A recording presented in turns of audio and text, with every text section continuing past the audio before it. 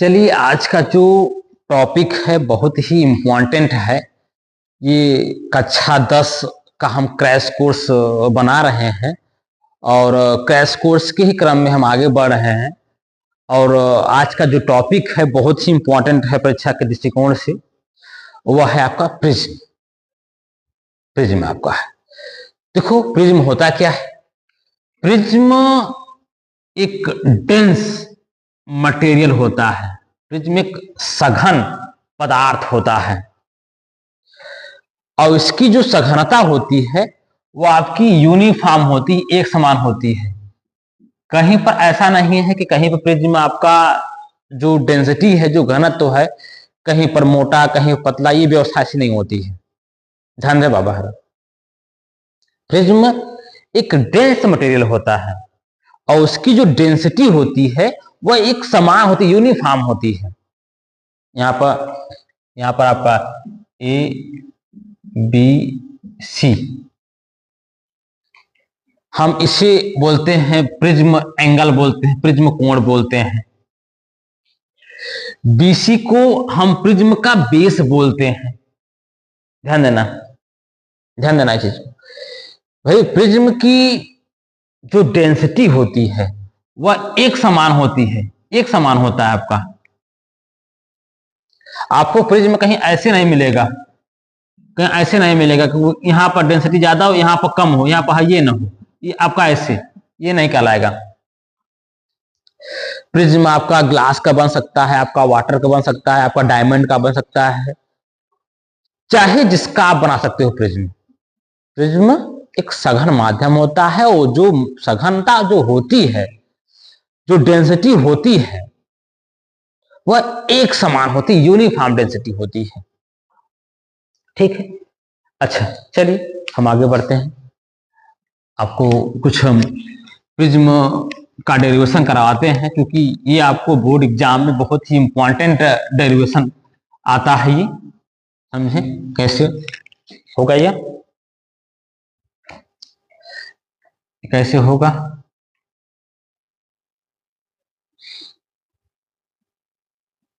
जी ठीक है, हम थोड़ा साइड में रखते ताकि निगमन करवाने हैं तो आसानी हो।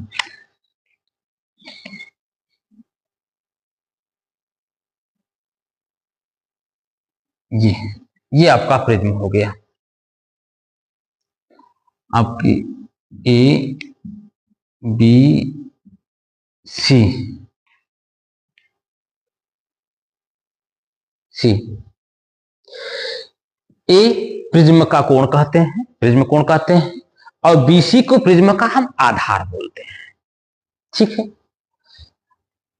आपको जानकारी है कि प्रिज्म एक डेंस मटेरियल होता है, सघन पदार्थ होता है। यह है आपतित किरण। आपतित किरण है। हम यहां पर एक अभिलंब खींचते हैं, अभिलंब खींचते हैं n1। आपको मालूम है कि जब कोई प्रकाश किरण विरल माध्यम से सघन माध्यम में जाएगा तो अभिलंब की ओर झुक जाता है, ये झुक जाएगा। ये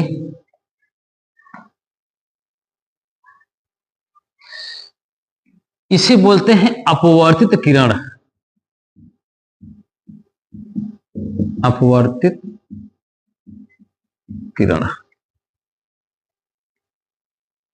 यहां पे एक नॉर्मल हम खींचते हैं,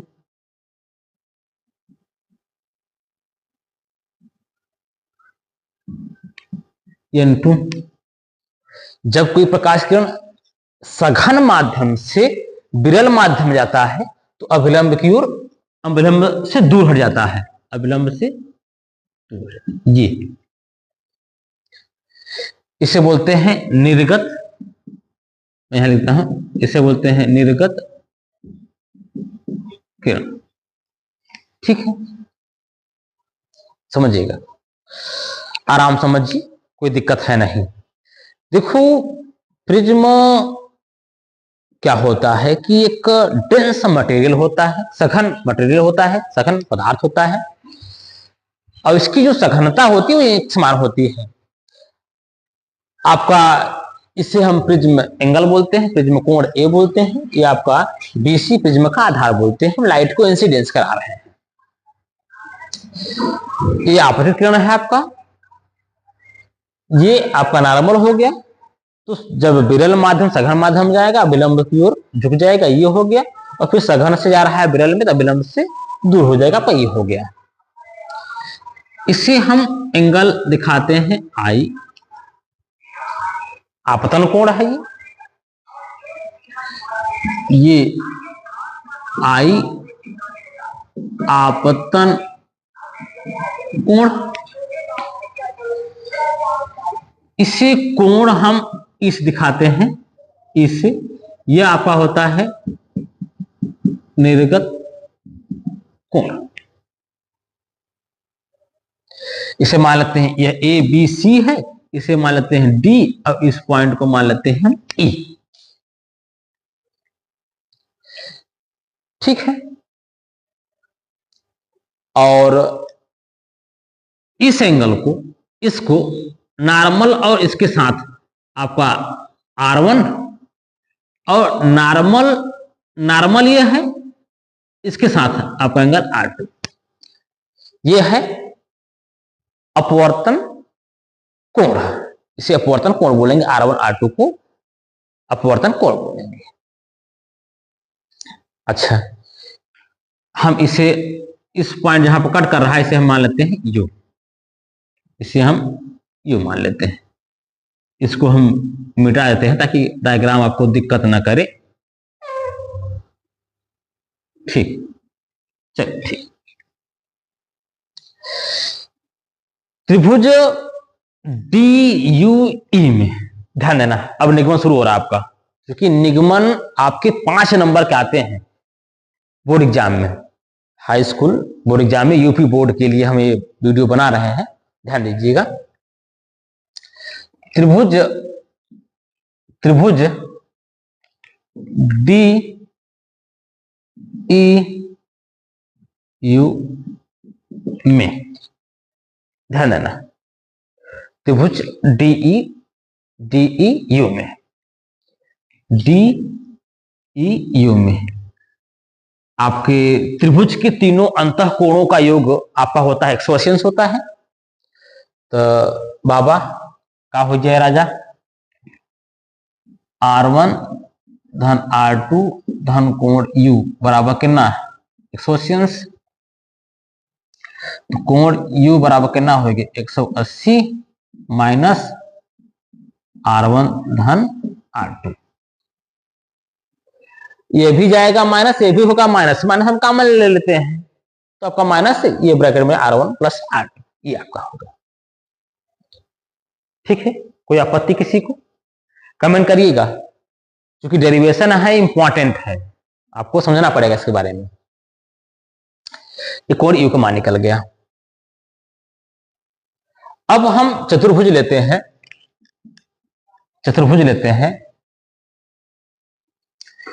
ए डी यू ई, चतुर्भुज ए डी यू ई में हम ये ले रहे हैं, ए डी यू ई हम ये ले रहे हैं। कोण आपका ये चतुर्भुज की चारों अंतः कोणों का योग आपका 360 होता है। और हम यहां से आ रहे हैं, ये नॉर्मल है, ये डी है, ए कितना बनेगा 90 बनेगा आपका, ये 90। कोण यू आपका ये है, ये सरफेस है, ये नॉर्मल है आपका, एंगल आपका 90 बराबर कितना भैया 360। ठीक है, 90 90 180, 90 और 90 180 उधर जाएगा, तो कोण ए और प्लस कोण यू का मान रख दे क्या? चलो रख देते हैं अभी, बराबर 360 90 90 80। ठीक है, तो कोण ए, इसका मान रखो, कोण यू का मान 180 माइनस R1 धन R2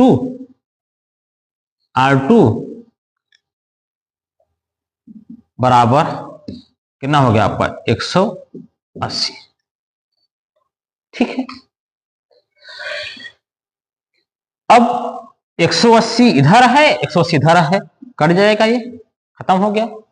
तो कोण ए बराबर जो निकलेगा, इन दोनों को हम इसे लेते हैं R1 धन R2, ये निकल कर आ गया, कोण ए का मान निकल कर आ गया। कौन दिक्कत है? कमेंट करिए, जहां पर आपको समस्या हो कमेंट करिएगा, कोई दिक्कत है नहीं, बताइएगा आप लोग। ये आपके निकल गए। कुछ काम वो करना चाहते हैं क्या? इस आपतित किरण को हम आगे बढ़ा देते हैं और निर्गत किरण को हम बढ़ा देते हैं पीछे। इनके बीच का जो एंगल बनता है, जिसे हम डेल से दिखाते हैं, डेल से, इसे बोलते हैं विचलन कोण। आपतित किरण को आगे बढ़ा देते हैं और निर्गत किरण को पीछे बढ़ा देते हैं। इनके बीच का जो कोण बनता है उसे क्या वो कहते हैं? विचलन कोण कहते हैं, जिसे हम डेल से दिखाते हैं। चलो ठीक, अब ध्यान दे, कुछ काम करे चाहते हैं। ये कोण आई है, ये ऐसी रेखा जा रही है, ऐसी रेखा जा रही है, तो बाबा है सुना, ये पूरा था का हो जाए, आई हो जाए ना, पकड़ा का आदेश, अब पकड़ा ही आ जाएगा भाई, ऐसे बा ये तो हार आई, यह तो हार का हो जाए, आई हो जाए। और ई राजा बा R1, हे वो का हो जाए, हो ये का हो जाए, ये हो जाए तो हार I माइनस R1, होए कि ना होए, होए कि ना होए। ये एंगल आपका हो जाएगा, आपका ये एंगल I माइनस R1, ये बहु ई पूरा ई बाटे, यह पूरा ई हो जाए, अब ये R2 बार आ जाए, ई R2 बा, तो ये का हो जाए बहु, ई हो जाए तो हार ई माइनस R2। देखो डायग्राम तो समझना पड़ेगा आपको, डायग्राम बिना समझे बगैर आप निगमन नहीं कर सकते। जितना बढ़िया डायग्राम समझेंगे उतना बढ़िया आप निगमन करेंगे। ठीक है, चला, जितना ठीक बता ठीक है, ध्यान दो।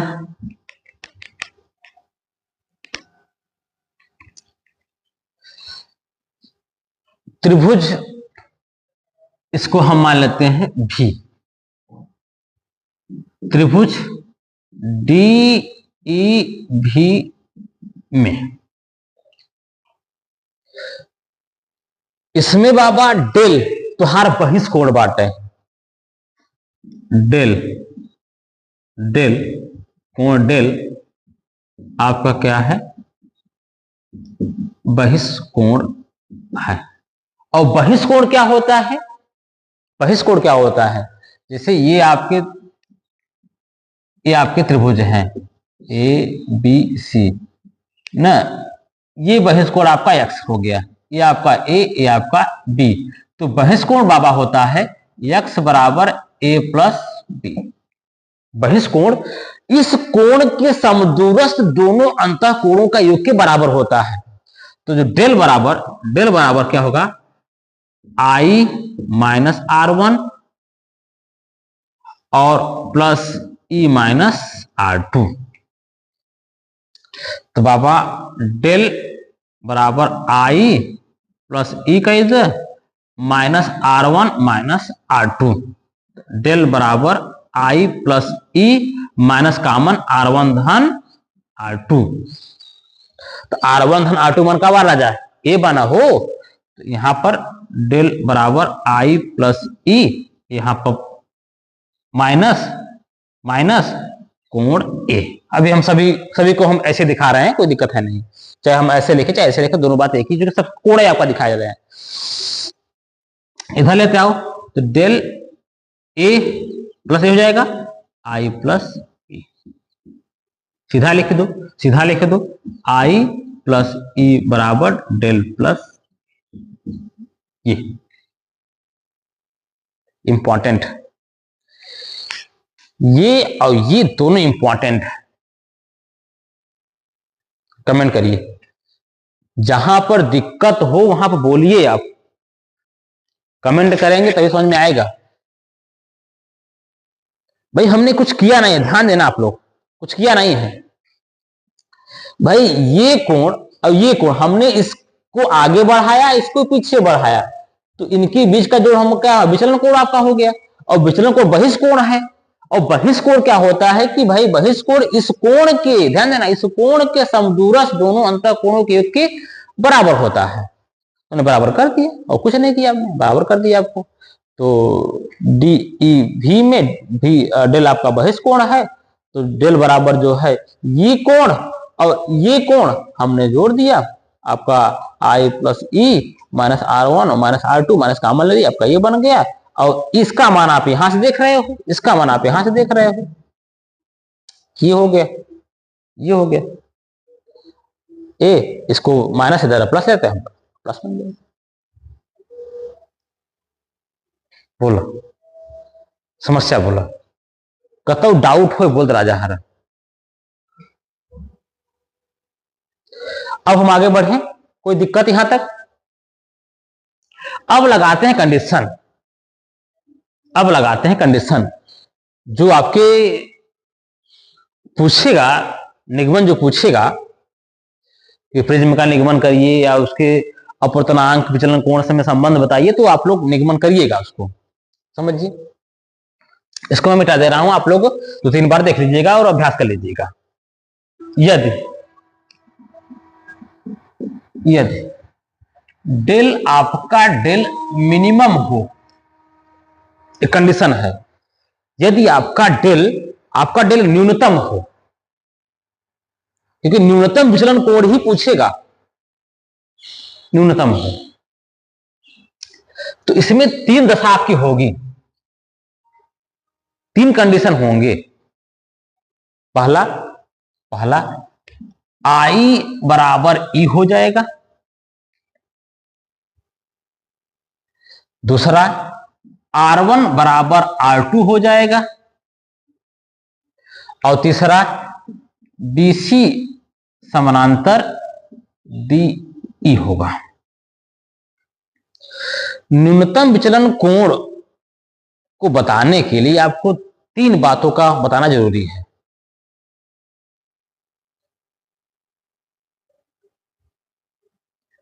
पहला, डेल आपका मिनिमम, ये I बराबर E, R1 बराबर R2 और BC बराबर DE। BC समानांतर हमारा क्या होगा DE के, और I और E बराबर होंगे, और ये R1 और R2 दोनों बराबर हो जाएंगे, तब आपका ये न्यूनतम विचलन को कहलाएगा, आपका न्यूनतम विचलन। ठीक है, ये R1 बराबर R2 आप अभी प्रूफ किए हो, ए बराबर क्या था R1 धन R2, तो रख दो ए बराबर क्या R1 और R2 बराबर भी R1, ए बराबर 2R1, R1 बराबर क्या होगा आपका A/2, निकल गया। ये रख दो, ये रख दो, डेल प्लस ए और बराबर आई प्लस ई, तो डेल हमारा क्या डेल मिनिमम हो गया ना बाबा, डेल मिनिमम ए आई बराबर ई, ए आई और प्लस ए आई, तो ये आपका 2i हो जाएगा, आपका डेल मिनिमम प्लस ए बराबर क्या होगा 2i, आई बराबर क्या आपका डेल मिनिमम प्लस A/2। हो गया ना, समझिएगा, ये कंडीशन है, ये कंडीशन पर हम अप्लाई कर रहे हैं, ये कंडीशन पर हम अप्लाई कर रहे हैं। अच्छा, अब लगाते हैं स्नेल का नियम, लगाते हैं।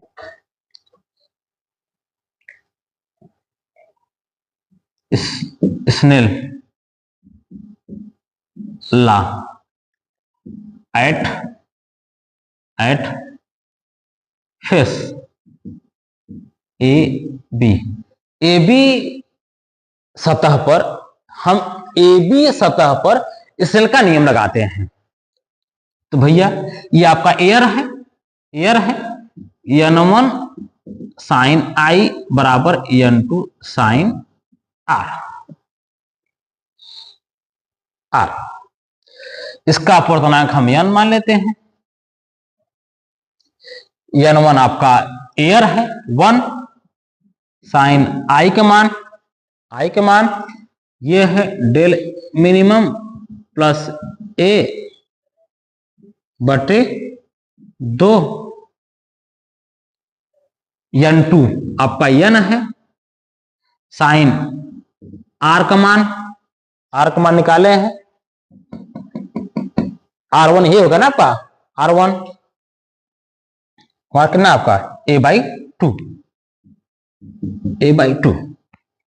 भाई, साइन आई ये हो गया आपका, ये R1 इसलिए आपको यही है ना, R1 कर दो, कोई दिक्कत अगर आपको हो तो, R1 a/2। तो इधर आपका हो जाएगा sine del minimum plus a बटे 2 और बटे साइन a बटे 2, ये आपके फार्मूले हो जाएंगे।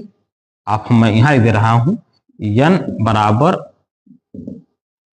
Sign del minimum plus a बटे 2 और बटे साइन a बटे 2। ये इंपॉर्टेंट फार्मूला आपका है। इसी फार्मूले को कई नाम से जानते हैं कि अपवर्तनांक, न्यूनतम विचलन कोण और प्रिज्म कोण में संबंध बताइए। इसी फार्मूले को निगमन करिए, हाई स्कूल बोर्ड एग्जाम में तो कई बार आया है, कई बार इस पर न्यूमेरिकल बने, सवाल बने हैं कि अपवर्तनांक और न्यूनतम विचलन कोण और प्रिज्म कोण में संबंध बताइए। संबंध आपका ये हुआ। तो ये आपको वीडियो कैसा लगा आप लोग कमेंट करिएगा, और जो जो आपको समस्या हो रही है टॉपिक को पढ़ने में आप लोग बताइएगा, हम उसका वीडियो बनाएंगे। ऐसे आप 2-3 बार दोहरा लीजिएगा, रिवीजन कर लीजिएगा, ठीक है। आप चैनल जो नए हैं चैनल को सब्सक्राइब कर लें, लाइक कर लें, ताकि नोटिफिकेशन आपको लगातार पहुंचता रहे। क्रैश कोर्स लगातार आपका बन रहा है, ठीक।